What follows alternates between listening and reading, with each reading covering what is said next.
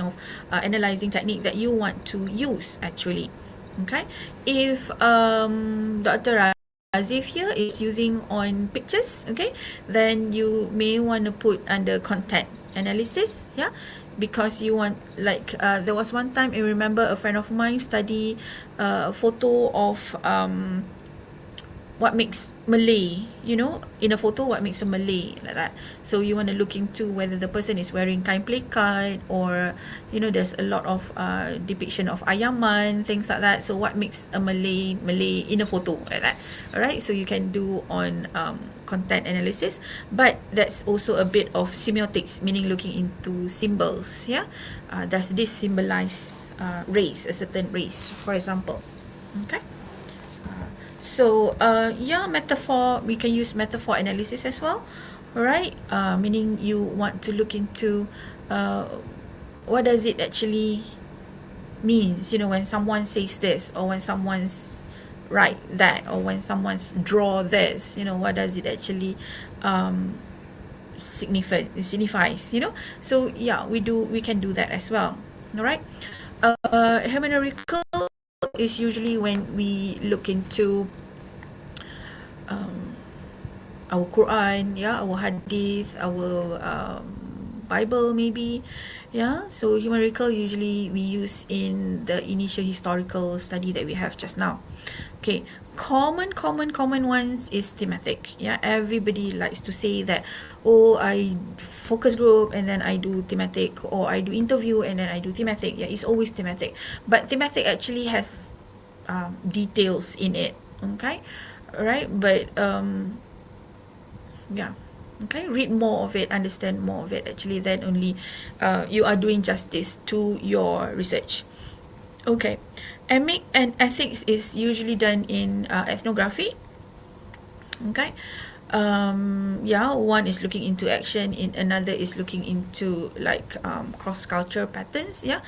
Of course, all this analysis has a certain procedure, certain steps that you need to follow, and it also depending on a certain theory that you might have earlier. Okay, so it's not fair for me to just say, you do critical discourse like this. No, because it has to also you follow a certain kind of concept that you have earlier, a certain kind of idea that you have, based on your literature review. Then only we can talk about which analysis is suitable. Okay, right? Okay, I'm trying to go fast here. Okay, the next thing is coding. As I mentioned just now, people would say they do interview, they would do thematic, and then they would do coding, or they do focus group, or they would do observation, and then they do coding. Okay, but sometimes you don't actually explain what type of coding, or why are you doing this code, which kind of reasoning are you taking, what coding are you actually doing. Okay, so alright, you have to know that the idea that we do have these levels that we are doing, and there are also let me try. Okay, you also have all these types, okay, which not many people would write in their articles. Okay, which type of coding they are actually doing. They would just say, we did coding, or we did thematic. Okay, but you don't explain in detail, right? It would be nice if you could, but majority don't. Okay, so I've listed a certain types of coding here, so you can actually read more on it and decide which one suits you. Okay, it suits your study. All right. Okay.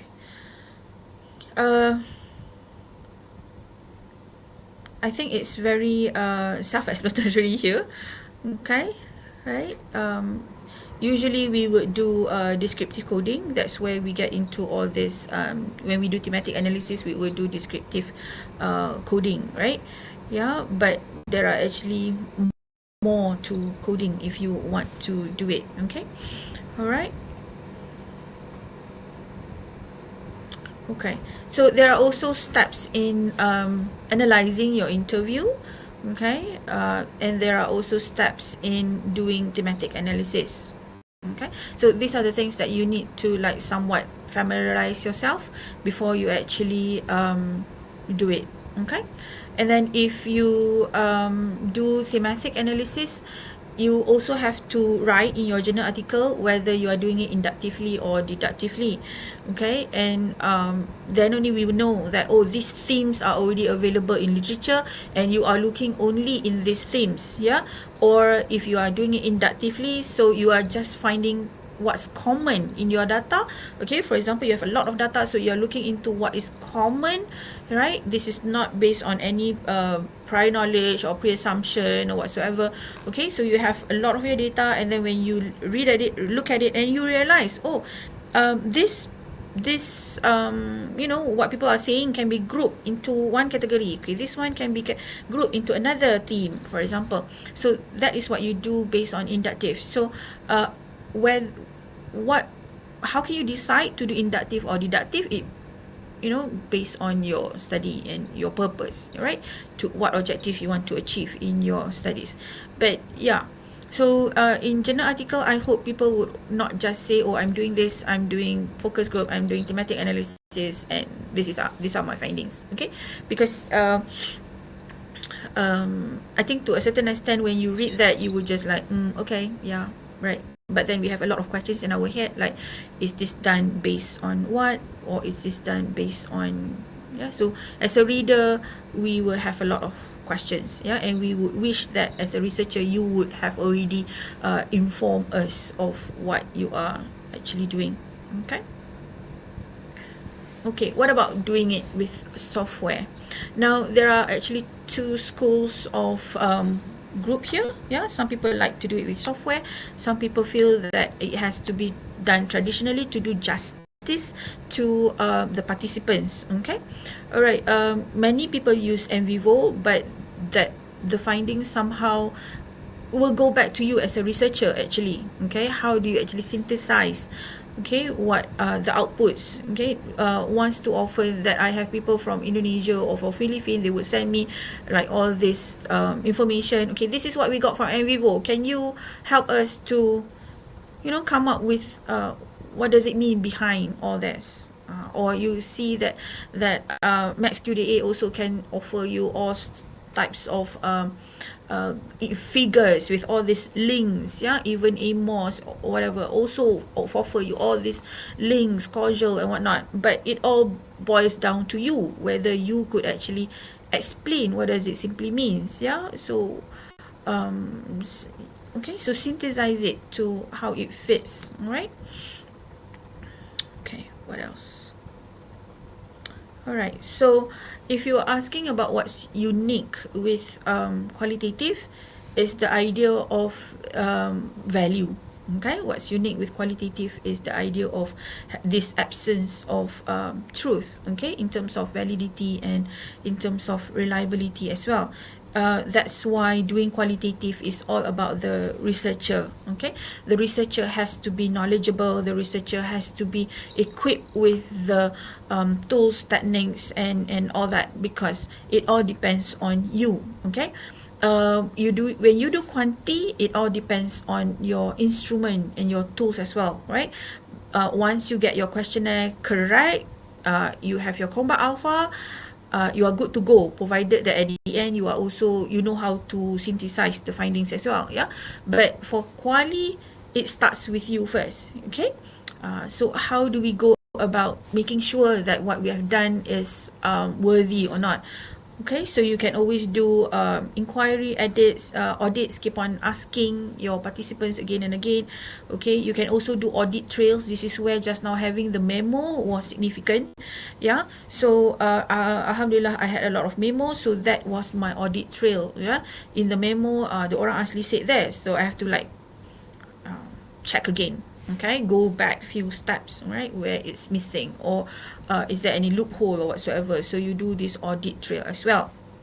Okay, so you have your field notes as well, where you can actually have somebody senior, yeah, who is also in your area, and then have your friend to look at your field notes and see what they think. Yeah, do they think that you have only collected superficial data, or they feel that there are certain area that needs to go in depth, things like that. So you get your senior researcher to actually take a look of your field notes. Yeah, right.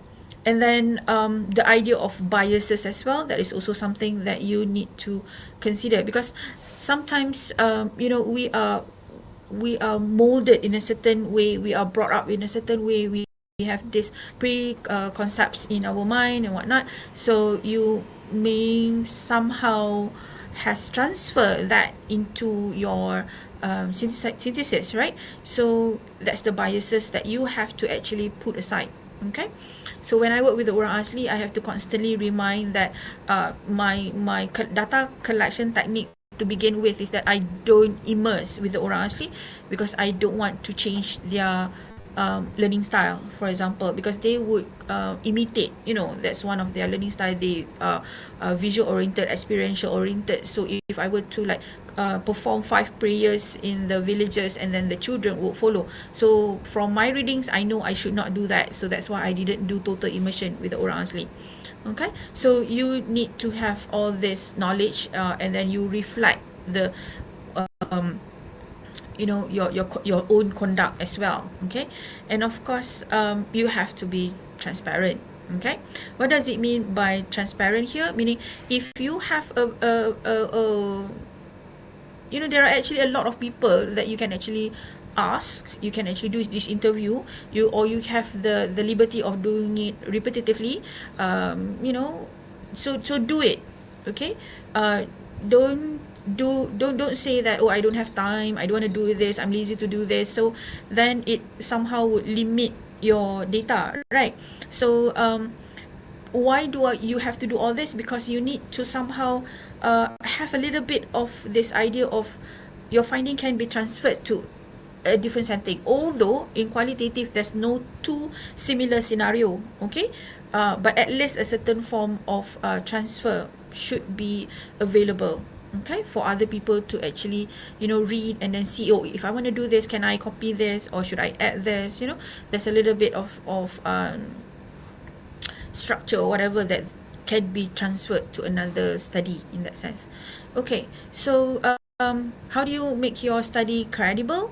All right, constant comparative is one technique. Yeah, if it's in the same measure, okay, sometimes people compare but the measure is not similar, so that's not correct to do. All right, most people would claim that they do triangulation. All right, you will find a lot of journals on qualitative where people directly resort to triangulation. Okay, meaning they will do interview, observation, and what else? Okay, something else. All right, to just make sure that the finding is credible. But the problem is that even though they do interview, observation, and maybe field note, the problem is that they don't actually discuss where do these three actually meet. Okay, so they just claim in the method that to make sure this credible, we do triangulation method, that's it, right? But in the finding, they don't actually spell out that where do the field note and the this one actually meet, because there are, of course, there will be some outliers, deviant ones, that sometimes the outliers are actually the best finding to actually explore further, so yeah. Okay, so this is one thing. Okay, this you can get it from the internet very easily, so you have all the details about what I've mentioned earlier. Okay, in terms of the gathering, the scope, okay, verification, and also reporting. Okay, yeah, qualitative requires thick reporting. Yeah, that's one thing for sure. And then sometimes you have to spell out how is it useful, all right? What recommendation that you're going to make, yeah, whether your recommendation would be justified, would be truthful to other communities, not just the communities that you are researching on. Okay, right? So these are some of the things that you want to embark in, because there are some researchers saying that all qualitative study has to be based on this total quality framework, okay, to make sure that you are not just taking shortcuts, okay, in qualitative, right? Because just now we know that you want to do quanti, you have 2,200 people, but quali you can do it for 1 or 2 people, then you think, it's easy, so let's do quali, all right? Okay, coming to the challenges, right? So if you have done qualitative before, you know there are a lot of challenges, okay, but we also always have ways to overcome the challenges, so don't worry so much, all right? But it's a process, okay, it's a journey, okay. Doing qualitative is more of the process, it's not so much of getting the data, all right. It's also a process that is somehow qualitative can also change you a bit, all right. After you're doing this a lot of data collection, then you would realize, oh, okay, I have somehow become I think I mellow down a bit, yeah, after doing a lot of qualitative study, okay. So don't be bogged down by these challenges, okay. Somehow you will get through it. Okay, yeah, the philosophy. I don't want to spend too much time on this philosophy because some people just totally skip this philosophy. But as I mentioned just now, we grow up in a very different environment. So sometimes where we stand would also change, would also affect how we interpret our findings actually. Okay, I would put myself in more of a bit of interpretism, or sometimes a bit of pragmatism. I don't know. But I would like back and forth between the two philosophy. Okay. All right. So using the right concept. Okay. When I first started doing this, I also interchangeably use the word respondent, but respondent is for quanti, but for quali we would use participants or informants. Okay, so that's the right term to use actually for quali. All right. Other than that, there are also things that we shared between quali and quanti. It's like sometimes you wonder, I'm doing quali, but what's my sampling technique? Yeah, it's the same sampling technique that you need to do for quanti. Okay. All right. What else? Okay. Right, I think it's quite clear here. I try to make it as simple as possible. Okay. I'm coming to my conclusion. And it's already 10:30, so there's room for a bit of discussion. Yeah. So it's about understanding what people think and how it actually affect life, right? But doing quali, there's obviously no straight line, yeah. But I really like this second paragraph where it says, imagine that our research participants are women whose brains consist of a big ball of wire, okay, where everything is connected to everything else. Okay, in contrast to men whose brain are made up of little boxes, okay, that are isolated and don't touch. Would it be nice if analysis was just about opening up self-contained box? Yeah, all right. Okay. So let's go watch this YouTube, because I think somehow it sums up how doing qualitative can sometimes be a mess. Okay. So let's watch this for a while, and then we'll get back to the discussion. All right. Thank you.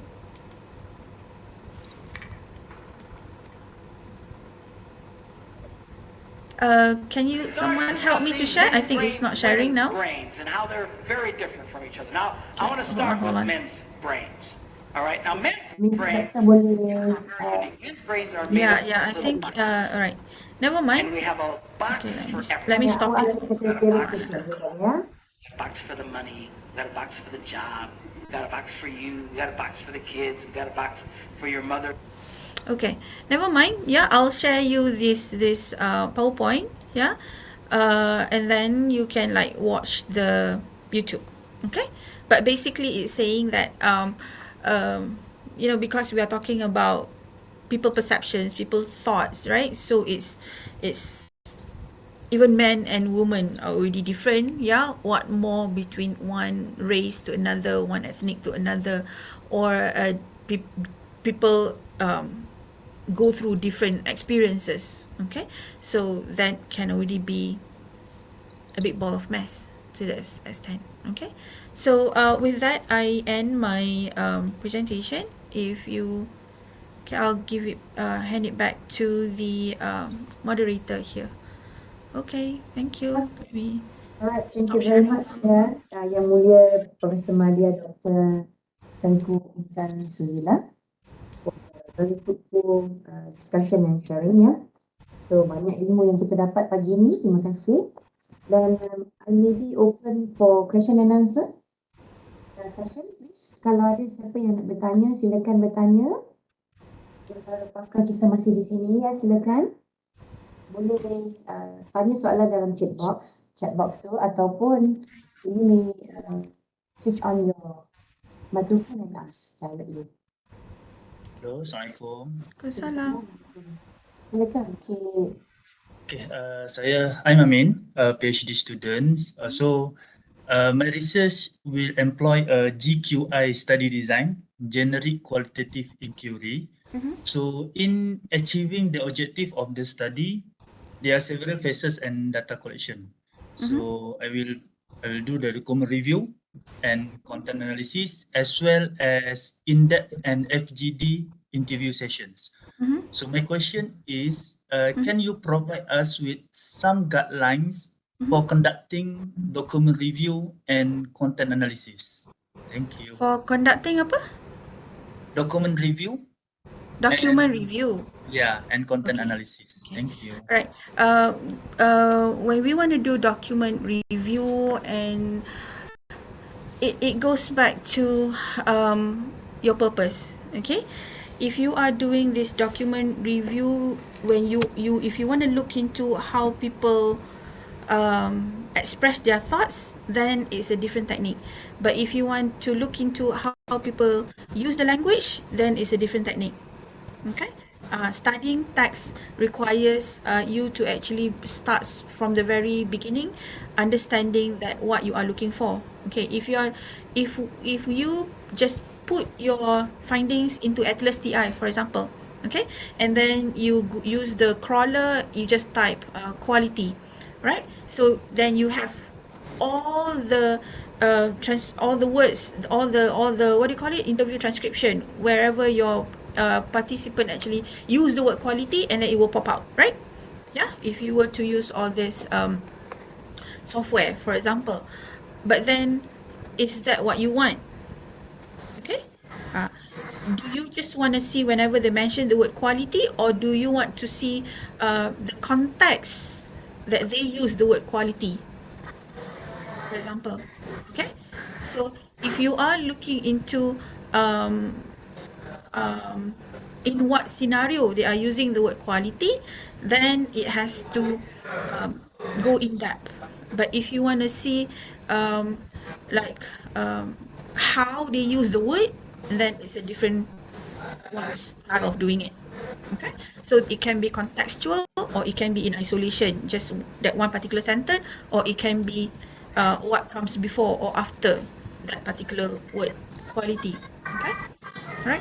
So when you do that kind of FGD, for example, you have to also ask yourself, if you are doing into you want to do, what do you call it, discourse analysis, okay, you want to see how people take in the FGD about a particular matter, okay, are they going to back down, are they going to continue fighting, right? Those are all in discourse analysis.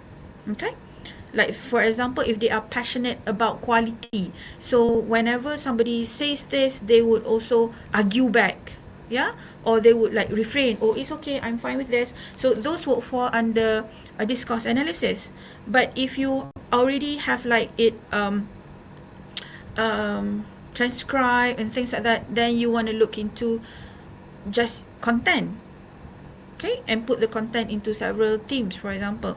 So it goes back to what are you actually looking for based on your framework. Okay. you very much. Is it okay, Syed Muhammad Amin? Yeah, thank you, Dr. Okay. Kita ada soalan ya. We have a few questions in the chat box ya. For the first one from Razif Muhammad Nordin, is picture of morphology fall under qualitative observations? Mana ya? Saya tak nampak lah dalam ni. Sebab your voice kembang-kembang sikit dah, Tin. Tak boleh dengar. I repeat again. I please balik. Soalan dia?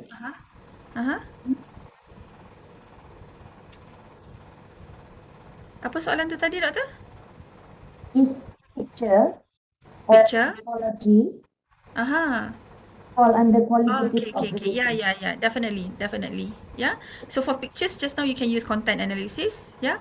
For morphology, you can use yang apa tu metaphor tadi ke kan? But it depends. Morphology kat sini, morphology in terms of language ke ataupun morphology in terms of macam biology the construct of something tu kan? So morphology ni ada banyak makna. Alright. So of course it depends on you nak tengok apalah. So picture definitely you can use the content analysis just now. Okay. Alright. Okay, the question from Dr. Cik Ma Tambici. Okay, Cik Ma. Yeah. In your opinion, what would be the most important aspect in qualitative research? That if that aspect is missing, the whole research falters. Okay, good question. In my personal opinion, I feel what's missing in the whole study is actually sometimes people don't explain what they are actually doing. Okay. They just jump to what's the easiest one. Like I mentioned just now, they will just claim, okay, I am doing case study, I am doing the method is focus group, and then the analysis is thematic, and then sometimes if you're lucky, they will inform you they are doing inductively, for example, and then that's it. Okay. So that is like very cliche. For example, that you have one paper that you have read, they are doing this technique, so you just transfer that technique to your paper, for example, not knowing that there are more to that you can do, which sometimes makes your reader wonder, you ni betul-betul buat ke? Kan? Did you actually go in depth into it, or are you just like, or it's just on the surface? Because at the end of the day, qualitative is all about credible, Okay, sometimes people just take on the simplest notion of it, not going in depth. But qualitative is all about in depth, okay, an in depth study. So I feel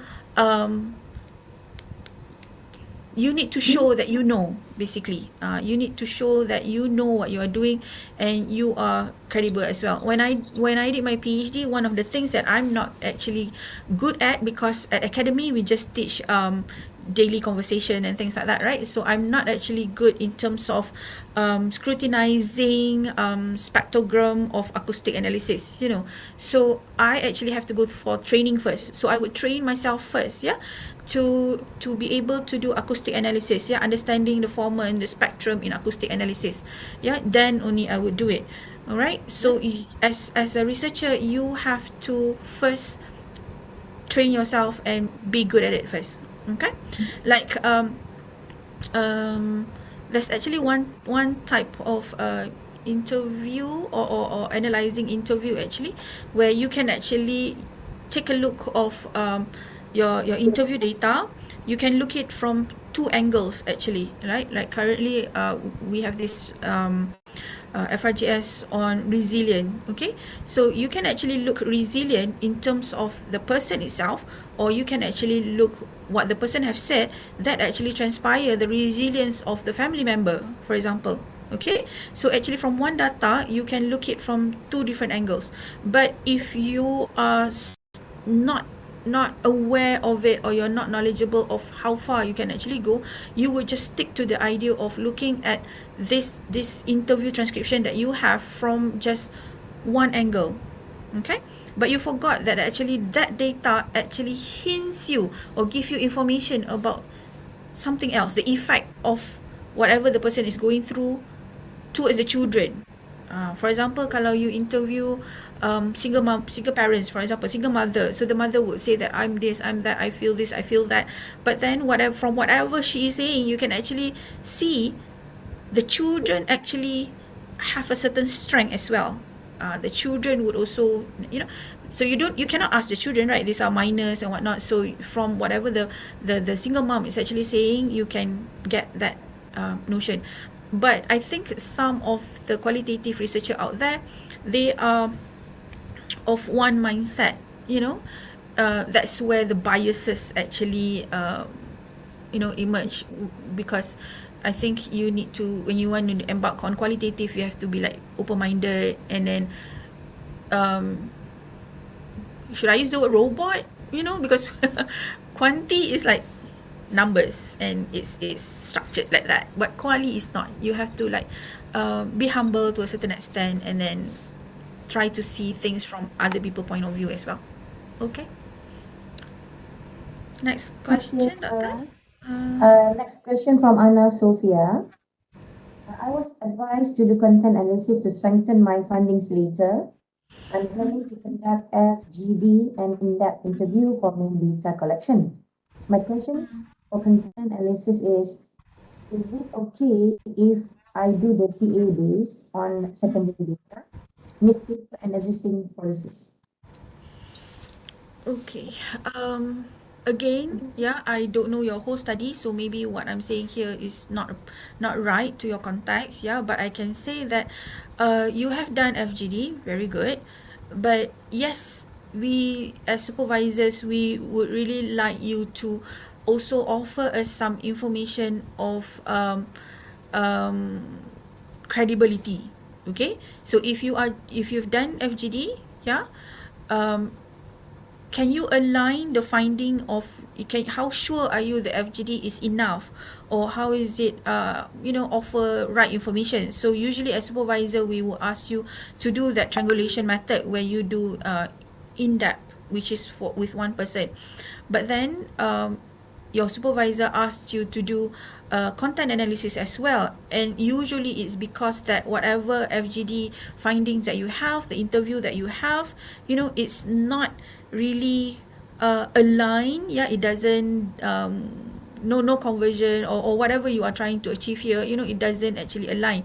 So we want to see more parallelism, for example. So we asked you to do content analysis, so that from all the existing policies that you have, does it match to whatever information that you get from FGD, and does it match to whatever you get in the interview? So usually that's the case. We want you to do this triangulation for credibility of your findings. Okay, so whether it is okay or not okay, it also depends on what you are doing. If you're talking about policies, then usually wasn't your literature review enough?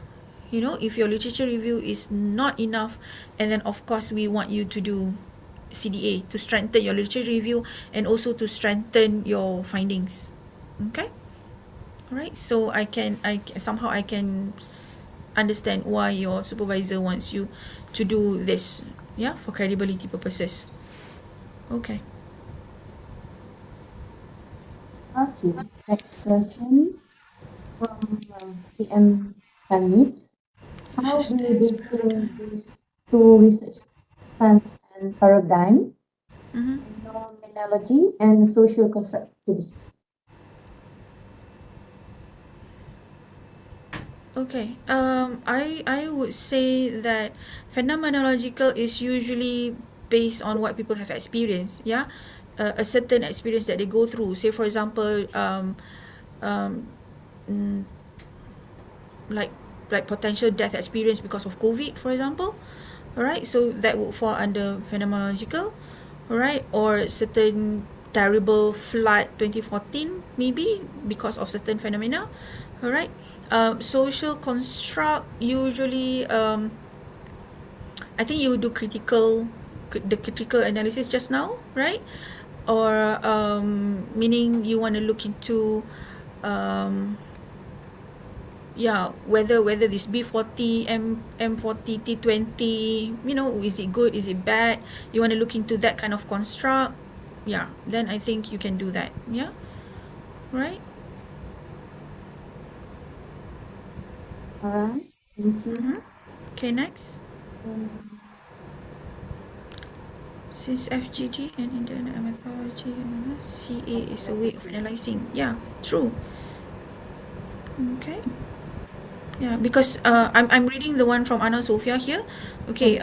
You can also put it like that, because content analysis sometimes, if you transcribe your what do you call it, interview, you transcribe your interview, right? Then you use content analysis again, but it depends on what you are looking for. If you do content analysis, then you want to look into all the themes, right? But if you are looking into how people actually narrate their opinion, so that's, you can do discourse analysis, so it depends on what you are looking for and what's your purpose here.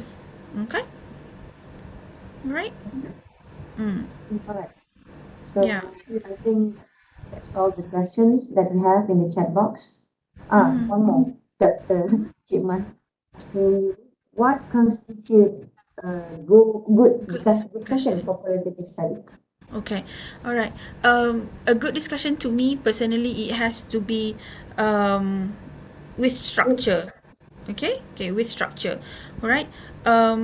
It also, if you want to talk about the discussion section, before your conclusion there, it's not just about relaying your data, your findings, for example. It's not just telling us what you have gathered, what theme can you put into, but it's also about synthesizing. What does that mean? You've put it into all these themes, you found these themes, so what next? What's next? Are you going to offer us a certain procedure, a certain steps, a certain based on these findings that you, or based on these themes that you already have? Are you going to offer us a certain strategy? So to me, when I read a journal article, all right, when there is you have done this thematic analysis and you have all these themes, I would like to see how these themes actually how does it actually affect the society? Actually, how does it actually, are you going to offer me some steps to better the society? So a good discussion, I think, should have not just about the findings, but also what's next. That's to me. All right.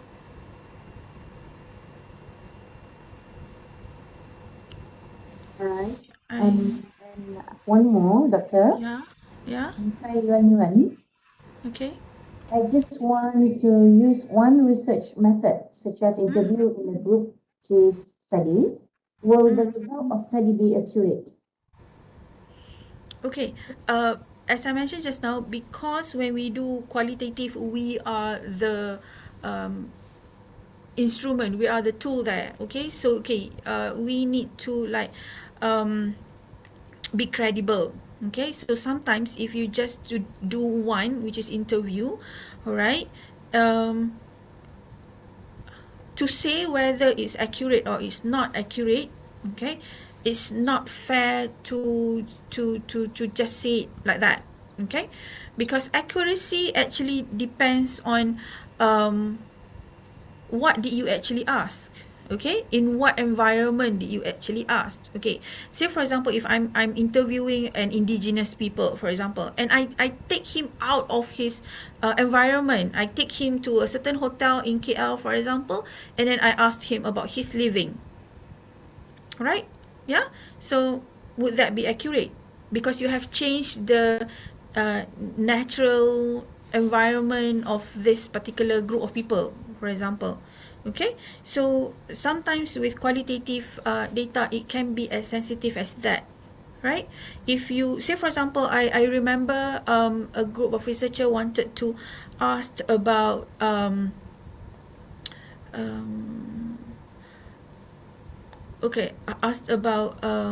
upbringing of their children, how they actually teach their children or navigate their children through life, things like that. How do they actually advise teenagers and whatnot? And they are put in focus group discussion, and these are strangers, and you expect them to pour out their deepest notion about how they actually teach their children. Some people would be very refrain. I would just tell this. I would not go in depth because these are strangers, around me. Okay, so if you do that, would it be accurate? Because people will be refraining. So if you're asking about personal matters, then interview will be accurate. But if the interview is taken out of context, then maybe the emotion and the thoughts are not really in that equilibrium, they are not in that environment, so they might not remember everything, they might not tell you everything, so to talk about accuracy by just doing one interview, I don't know. But if you could do like a lot of interview, and then you can somehow align and then find certain parallelism in the interview, and then maybe, okay, but it's very, people will question a lot, I think, if you just do one interview.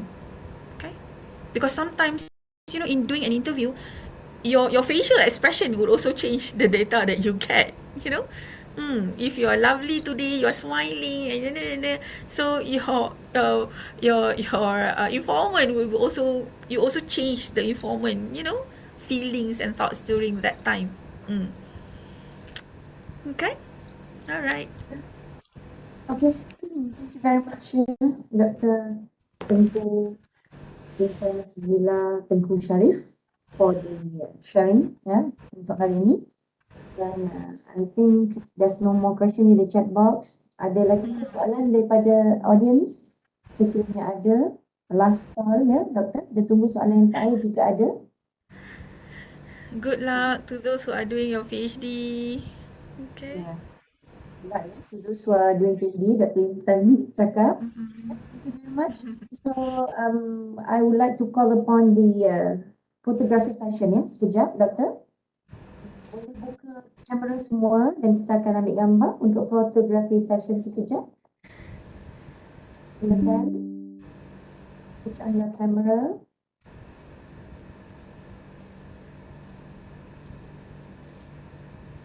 Okay.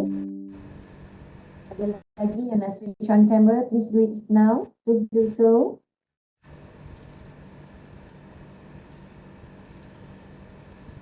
Alright. Okay, mari kita ambil gambar ya. 1, 2, 3. Sudah ke, Amin?